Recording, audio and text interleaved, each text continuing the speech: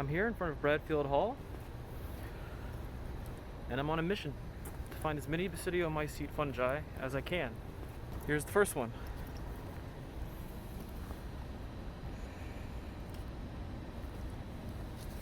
This red fruiting body near the base of the tree, which has already been detached by a previous over-enthusiastic observer. It's pretty hard to the touch, almost feels like wood. It seems pretty smooth on the bottom. But if we take a hand lens to it, we'll see it's not smooth at all. The entire lower surface of this fruiting body is covered with very small holes or pores, which is where all of the spores are produced. This is a Basidiomycete fruiting body in the Polyporales, a polypore fungus. Some of these fungi are perennial, growing larger every year, with growth rings almost like the rings of a tree. But this, Ganoderma sessile, is annual. So this fruiting body grew entirely this year. Side note, there is a still living, perfectly healthy one over here. So, check it out while it's still there.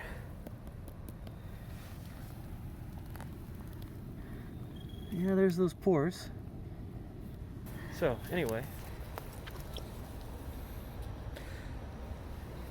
this species is a facultative parasite, and as you can see, the tree is definitely alive. This fungus will sap nutrients from the tree until it dies, and then it will happily decay what's left.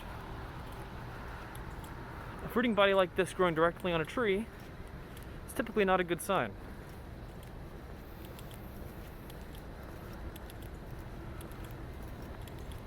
Now let's see what's going on under this oak as we near plant science. Yeah, okay.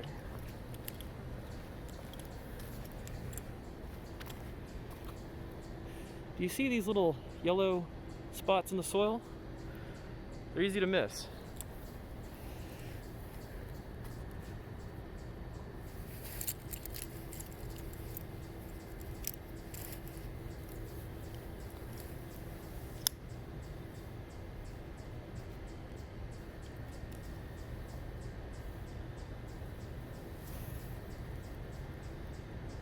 This is a species in the genus Scleroderma, an earthball. Notice the hyphae, the mycelium on the bottom, which is supporting the fruiting body.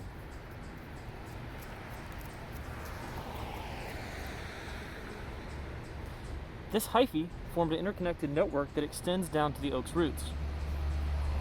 This is a mycorrhizal fungus that lives in mutualistic symbiosis with the roots of the tree, and therefore not a parasite.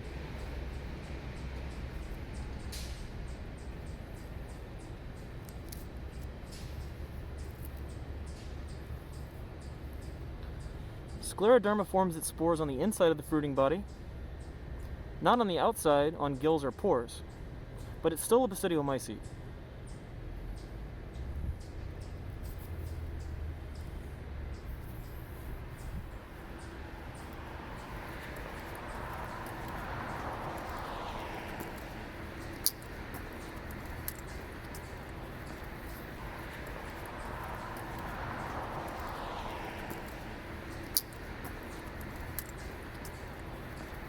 But we're here at Plant Science. I think there's something interesting in the mulch over here.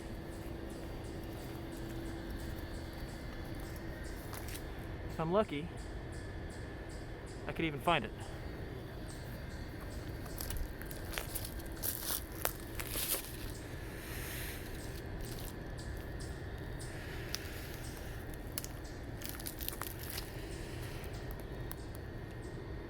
There it is.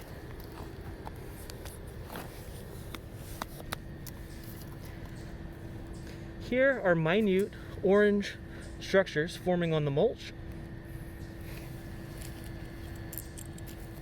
If we take a hand lens to one of these structures,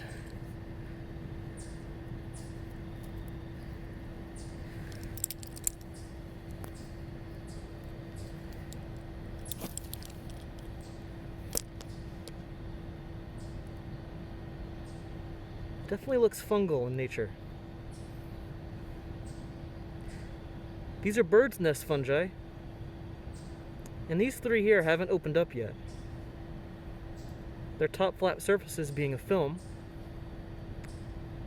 which will disappear and reveal the eggs underneath. If we look at a more developed specimen, you can start to see why they're called bird's nest fungi, because they resemble tiny bird's nests with eggs inside. This is not the best example, but keep looking in the mulch, especially with the hand lens, and you'll see some examples for yourself. These are Basidiomycete fungi too, saprophytes that live on decaying matter in the mulch.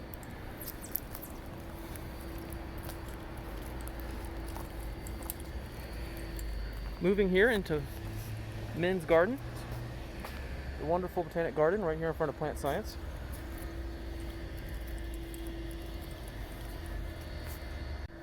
And we'll go ahead and flip that camera around. There's a lot of colorful flowers here, but this one really sticks out to me. This is goldenrod.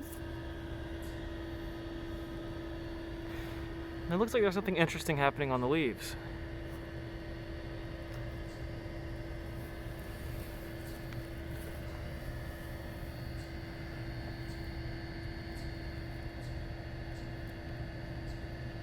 There we go. Notice the orange dots on the underside of these leaves.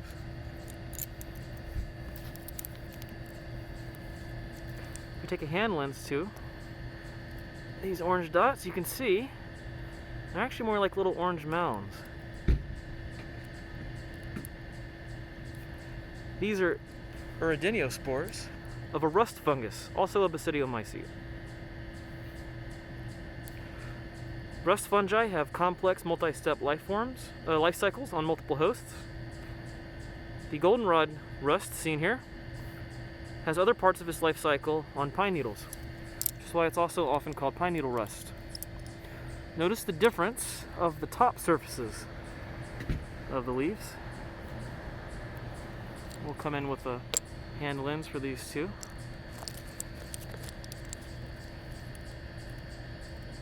Where we don't see the orange mounds, but we still see plenty of symptoms.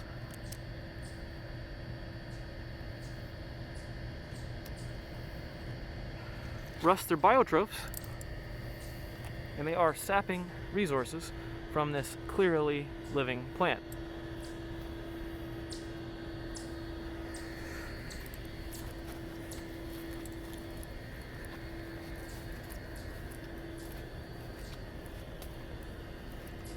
Here at one of the gates to men's garden, I do want to point out that they have immortalized Ganoderma fruiting bodies on the left gate.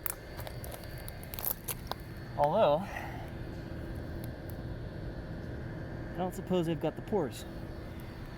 But that's definitely Ganoderma. It's pretty cool.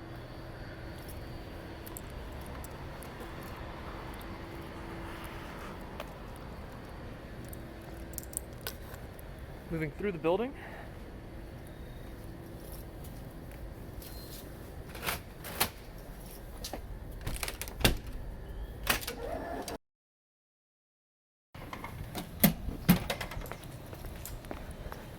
Into the ag quad here.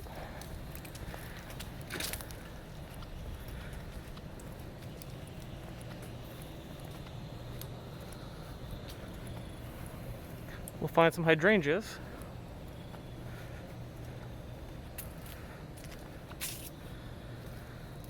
And these seem to be showing some symptoms on the leaves.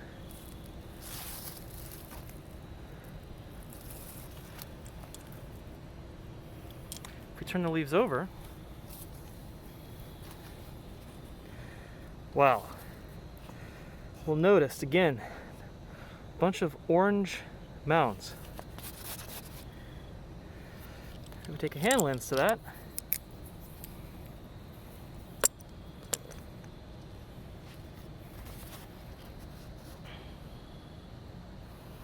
Sure enough, that's spores of a rust fungus. This is another Basidiomycete.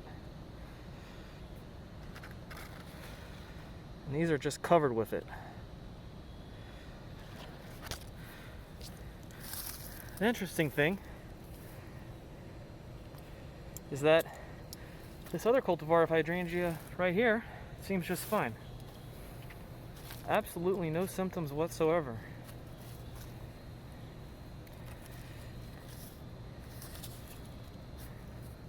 Or maybe not. Much, much milder symptoms. It's not that the rust hasn't reached the plant. It's just that the plant is clearly much less susceptible to the effects. And that goes to show one way of managing disease, which is picking resistant cultivars.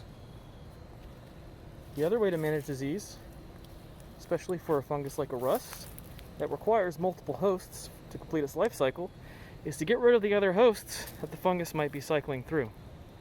In the case of this hydrangea rust, it requires hemlock for other stages of its life cycle.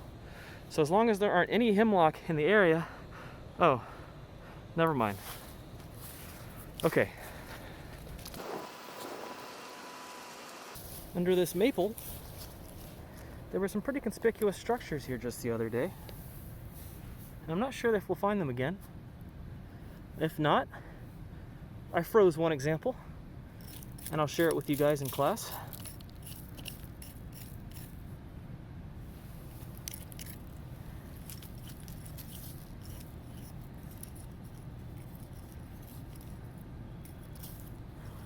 I can see the fragments. Do you see the matted together mulch here with filaments of white mycelium? That's usually a good indicator that fungi either have or are going to grow in the area, because it's the mycelium that gives rise to the macroscopic fruiting bodies.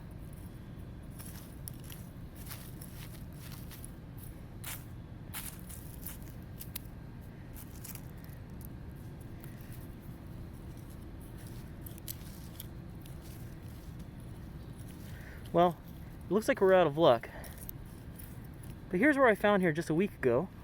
These are stinkhorns, which produce an unpleasant smell to attract flies, which come and disperse their sleepy spores.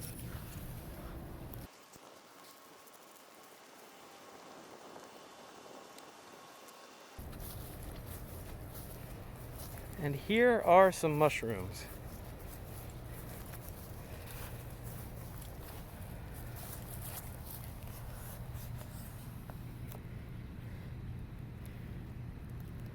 These are pretty large in size.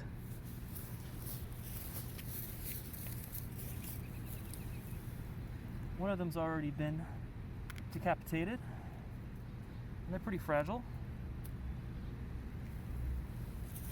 If I bring this cap forward, we can see that the underside is made of gills. This is your traditional mushroom fungus. Again, a Basidiomycete. Spores are made along the gills. And growing out here in the middle of the yard, this is probably a saprobe, decaying organic matter in the soil. If you can see how black my fingers are getting, this is a species of Coprinus, which is already starting to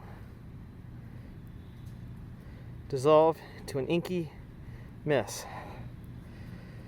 Gross. But definitely a Basidiomycete. Oof. Okay, so really quick, I'm just on the other side of the sports fields from Bradfield. And notice, even though it's not in good shape anymore, we have the remnants of a Basidiomycete fungus. Omphalotus illudens, the jack-o'-lantern mushroom. And notice how it's growing directly on the wood, either at the base of the tree or on the roots. Thanks to a dry spell, these have dried up and they're not doing so well. Here's some immature mushrooms just as they were coming up. And this used to be a beautiful cluster oh no, of mature fungi, each clearly with gills underneath. Poor jack-o'-lantern. Here's what it looked like just a couple of weeks ago. Beautiful orange fungus.